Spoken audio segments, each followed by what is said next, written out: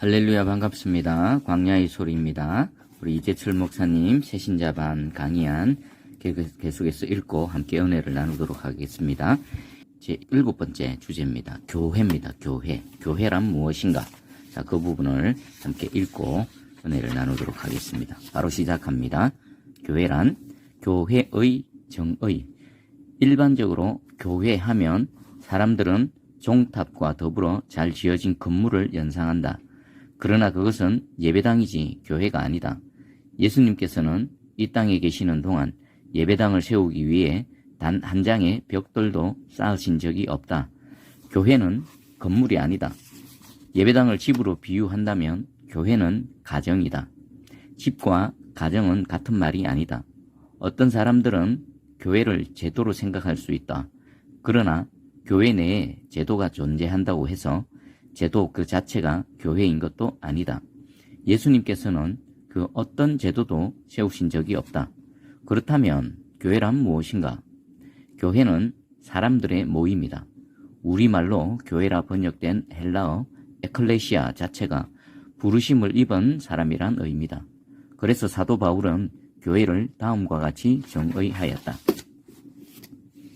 고린도전서 1장 1절에서 3절 말씀입니다. 하나님의 뜻을 따라 그리스도 예수의 사도로 부르심을 받은 바울과 형제 소스데네는 고린도에 있는 하나님의 교회 곧 그리스도 예수 안에서 거룩하여지고 성도라 부르심을 받은 자들과 또 각 처에서 우리의 주 곧 그들과 우리의 주 되신 예수 그리스도의 이름을 부르는 모든 자들에게 하나님 우리 아버지와 주 예수 그리스도로부터 은혜와 평강이 있기를 원하노라. 아멘. 본문에서 사도 바울은 하나님의 교회를 그리스도 예수 안에서 거룩하여지고 성도라 부르심을 받은 자들, 그리고 각 처에서 우리의 주 되신 예수 그리스도의 이름을 부르는 모든 자들이라 규정하였다. 교회는 건물이나 제도가 아니라 사람들의 모임, 다시 말해 예수 그리스도의 이름을 부르는 성도들의 모임이라는 것이다. 그렇다면 예수 그리스도의 이름을 부르는 성도들의 모임이란 구체적으로 어떤 사람들이 모여 무엇을 하는 모임인가? 마태복음 16장 15절에서 18절 말씀입니다. 이르시되 너희는 나를 누구라 하느냐? 시몬 베드로가 대답하여 이르되 주는 그리스도시요 살아계신 하나님의 아들이시니이다. 예수께서 대답하여 이르시되 바요나 시몬아 내가 복이 있도다. 이를 내게 알게 하니는 혈육이 아니요 하늘에 계신 내 아버지시니라. 또 내가 내게 이르노니 너는 베드로라. 내가 이 반석 위에 내 교회를 세우리니 음부의 권세가 이기지 못하리라. 아멘. 이스라엘 백성들은 오랫동안 인간의 죄를 대속하러 이 땅에 오실 구원자 임마누엘 하나님이 되시는 메시아, 인간에게 구원을 주시는 거룩하신 하나님의 자녀가 되게 해주실 그리스도를 학수고대해 왔다. 그런데 베드로가 예수님을 향하여 주는 그리스도시요 살아계신 하나님의 아들이라 고백하였다.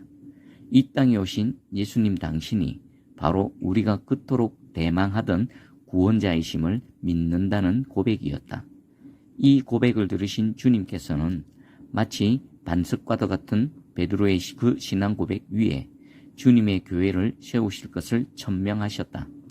따라서 교회는 베드로의 이 신앙 고백을 자신의 고백으로 삼고 실천하는 사람들의 모임이다.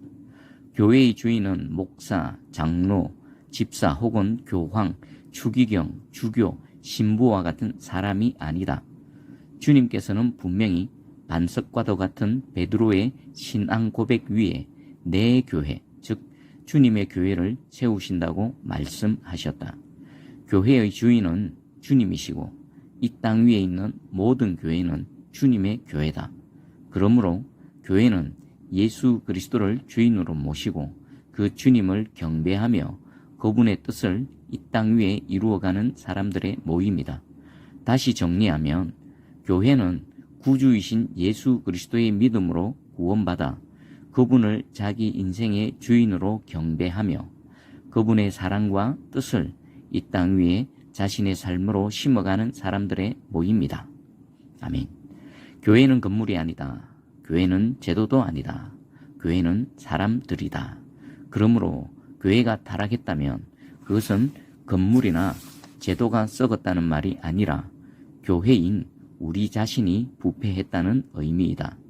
그렇다면 교회된 우리 그리스도인들은 교회다운 교회이기 위하여 교회된 우리 자신을 어떤 모습으로 가꾸어 가야 하는가?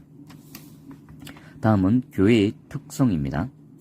381년에 교회는 니케아 콘스탄티노플 신조를 통하여 우리는 하나이고 거룩하고 보편적이고 사도적인 교회를 믿는다고 고백하였다.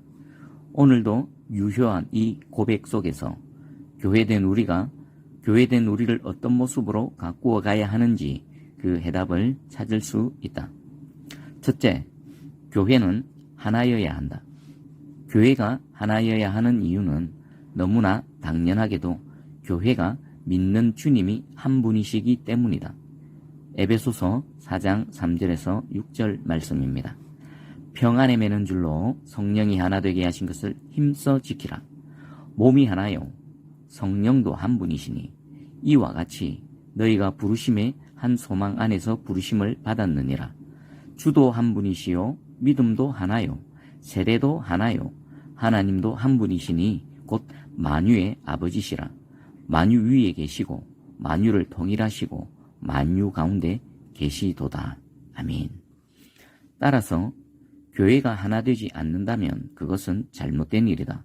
그러나 교회가 하나여야 한다는 것은 모임의 수가 하나여야 함을 의미하는 것은 아니다. 만약 그렇다면 전 세계의 그리스도인들은 주일마다 한 장소에 모이느라 법석을 떨어야 할 것이다. 교회가 하나여야 한다는 것은 한 분이신 하나님을 믿는 그리스도인의 믿음은 본질적으로 하나일 수밖에 없다는 말이다. 하지만 현실적으로 교회가 여러 모양으로 나누어져 있다. 크게는 로마 가톨릭, 그리스 정교회, 개신교로 나누어져 있고 개신교는 수많은 분파를 이루고 있다. 하나의 교회라는 관점에서 우리는 이 현실을 어떻게 이해해야 하는가? 내게는 4명의 아들이 있다. 그들과 피를 나눈 육신의 아빠는 나 외에는 없다. 나는 그들에게 한 분인 아빠이다. 그런데 누군가가 내 아이에게 백지를 나누어 주고 아빠에 대한 글을 써보라고 한다면 어떻게 될까? 한 분인 아빠에 대한 그림만큼 아이들이 쓴 내용이 동일하겠는가? 물론 그렇지 않을 것이다. 내 아이가 쓴 내용은 서로 일치하지 않을 것이다. 아빠에 대한 그들의 경험과 인식이 동일하지 않기 때문이다. 그러나 내 아이가 쓴 내용이 상이하다고 해서 그 모든 내용이 거짓인가 하면 그렇지 않다.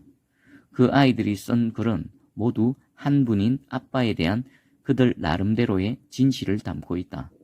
그러므로 사람들은 한 분인 아빠에 대한 내 아이의 각기 다른 내용을 모두 읽어봄으로써 나라는 한 인간에 대하여 더욱 구체적이고도 입체적으로 알 수 있게 될 것이다. 만약 내 아이의 글들 중에 한 아이의 글만 읽은 사람이 있다면 나에 대한 그의 인식은 내 아이의 상이한 내용을 모두 읽어본 사람에 비해 훨씬 단편적일 것이다. 이를테면 나에 대한 아이들의 상이한 글들은 다른 사람들로 하여금 나를 바르게 인식해 하는데 긍정적인 역할을 하게 된다. 복음서는 한 분이신 예수 그리스도를 증언하고 있다. 그렇지만 복음서는 하나가 아니다. 4권이나 된다. 그 내용도 서로 다르다. 그렇다고 해서 그 가운데 거짓이 있는가 하면 그런 것은 아니다. 내 복음서의 핵심은 모두 예수 그리스도이다. 성령님께서 복음서의 기자들에게 성령님의 감동으로 복음서를 쓰게 하셨지만 그들을 비인격적인 기계로 다루신 것이 아니다. 그것은 성령님의 방법이 아니다. 인격자이신 성령님께서는 언제나 인간의 인격을 사용하신다. 마테라는 세관원의 인격, 마가라는 청년의 인격, 과학적이고 분석적인 의사 누가의 인격, 요한이라는 노인의 인격을 감동케 하시어 그들이 자신들의 인격 속에서 만난 예수 그리스도에 대하여 기록하게 하셨다. 그것이 마태복음, 마가복음, 누가복음, 그리고 요한복음이다. 우리는 이처럼 상이한 인격을 지닌 네 사람에 의해 기록된 네 권의 복음서로 인하여 한 분이신 예수 그리스도를 보다 구체적으로, 보다 입체적으로, 그리고 보다 정확하게 이해할 수 있다. 만약 우리에게 단 한 권의 복음서만 주어졌다면 이와 같은 폭넓은 이해는 불가능할 것이다. 인간에게 네 권의 복음서가 필요하다는 것은 전적으로 인간의 불완전성, 유한성 때문이다. 그러므로 인간에게 상이한 네 권의 복음서가 주어진 것은 하나님의 크나큰 은총이다. 이런 관점에서 본다면 교회의 분파는 긍정적일 수 있다.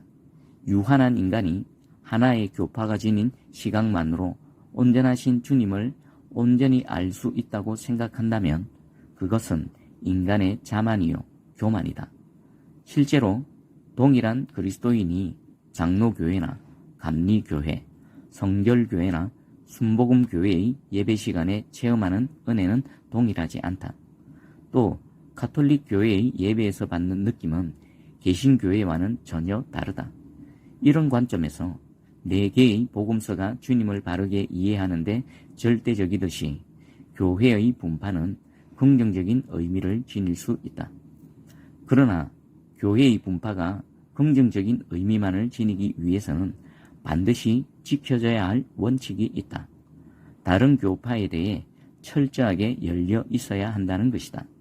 다시 말해 자기 교파의 교리를 뛰어넘어야 한다. 타 교파를 수용하고 배움으로써 예수 그리스도를 보다 온전하게 이해할 수 있고 또 끊임없는 자기 혁신이 가능하기에 스스로 썩지 않을 수 있다.